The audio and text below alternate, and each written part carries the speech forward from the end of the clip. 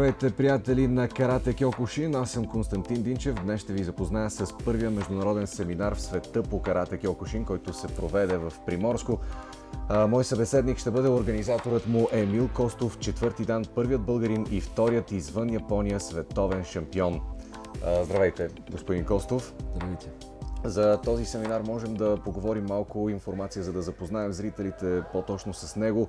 198 състезатели от 16 държави участват в първия международен семинар в света по Карате Кьокушин. Защо той се провежда в Приморско? Семинара се проведе в Приморско, тъй като там има добра зала, където може да побере толкова много хора. По принцип нашата асоциация организира там за четвъртия поредна година семинар. Казвате, че вече всичко ви е познато, значи преди това със сигурност сте участвали на други подобни семинари. Да, организирали сме с такива подобни семинари. Два пъти с съветника на Световната организация Шихан Изобе, който е един изключително добър преподавател и изключително много работа сме научили от него. И благодарение естествено на Шихан Изобе, който беше 2 години подред 2011-2012 година и както казах, той е съветник на президента на нашата организация Канчо Мацуи, е посъветвал нашия президент, че не може да се справим с подготовката и организацията на този семинар. И затова ние успяхме и да организираме и ни се даде възможността да направим този семинар в Приморско. Нашия президент е двукратен шампион на без категория в Япония и световен шампион на без категории. 1987 година става световен шампион, който е бил на 23 години и е един от малкото хора, който е защитил 100 боя за един ден, но е единственият, който е защитил за рекордно най-малко време. Нека споменем, че Канчо Шоке Мацуи е 8-ми дан.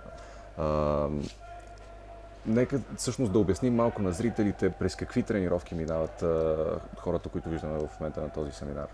В момента Канчо Мацуи обяснява техники за спаринг, които са едни от най-използваните в комите състезанията.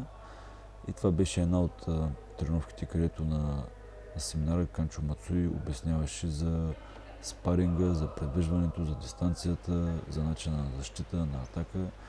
И в момента ние виждаме как тези, които бяха на семинара, просто го утренират. Виждам, че има хора от всякакви възрасти. Какви бяха, колко са най-малките участници и най-възрастните, може би, ако можете да ни кажете? Най-малките бяха около 6-7 годишни, но бяха по-малко участници, тъй като този семинар имаше разови тренировки и на тях естествено ще да бъде по-трудно. И затова сме допуснали по-малки участници. Ето, например, тези двамата са около тази възраст, но обикновената възраст беше между 20, 35 и 40 години, но имаше хора, които бяха и по-над 50 и 60 годишни. На семинара. Семинарът се провежда от... Колко дни се провежда всъщност самия семинар? Семинара се проведе 3 дена. Започна на 10 всички пристигнаха, но на 11, 12 и 13 октомври имаше 3 дена с 3 разови тренировки. Първата тренировка беше на плажа, изключително добро време даде и просто времето беше много добро и първата тренировка затова я водихме на плажа сутринта в 7 часа. Втората тренировка беше от 11 до 1 и третата тренировка беше от 5 до 7 в залата на град Приморско. Колко време продължават горе-долу стандартните тренировки, които са провели на този семинар? По 2 часа. По 2 часа.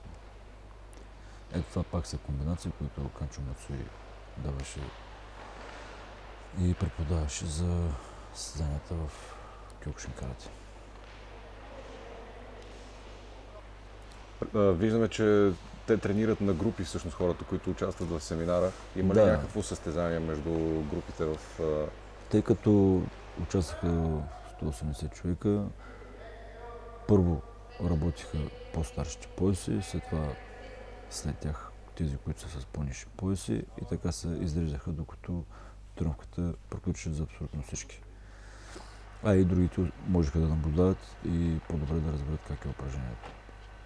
Забелязвам, че Канчо Шоке като че ли накуцва или е контузен, ако можем да обясним.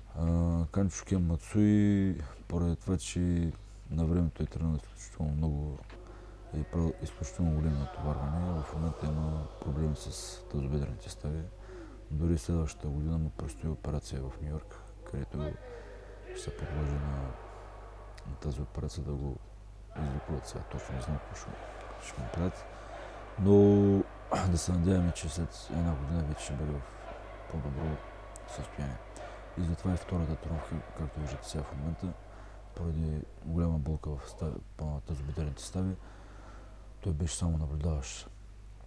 В момента това, което наблюдавате, е част от изпита, който Канчо Мацуи проведе.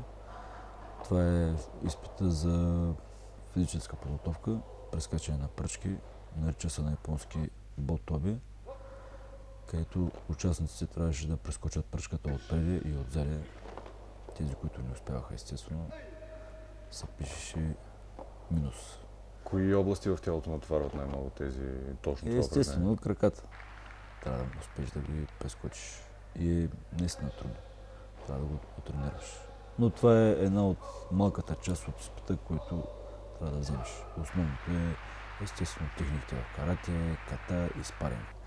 Сега това, което ще го наблюдавате, се нарича сакадачи хоуко, което преведено от японски на български е вървене на ръце. Това е също пак един вид упражнение за равновесие, за сила в раменете и от част на физически изпит в карате. От колко части се състои всъщност физическия изпит? Физически изпит е лице опори, поскоци, тези два вида упражнения, които ги видяхме. Гъвкаво също, да можеш да правиш шпагата. След това вече идват техниките в карате, идогейко, преминаване от позиция в позиция с техники в карате и ката. И накрая вече е спаринга, който естествено е най-труден.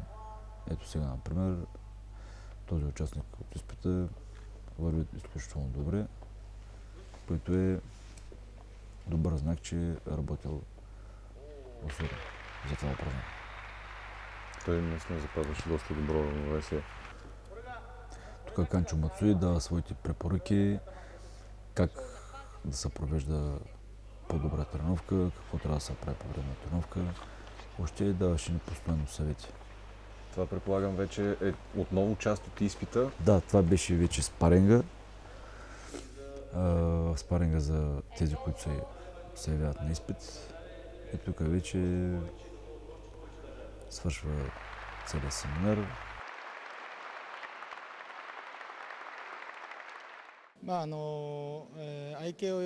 Това е първият IQ международен семинар, провеждащ се в Европа, и мястото му е в България, град Приморско, защото имате много добър лидер в лицето на световния шампион сенсей Емил Костов.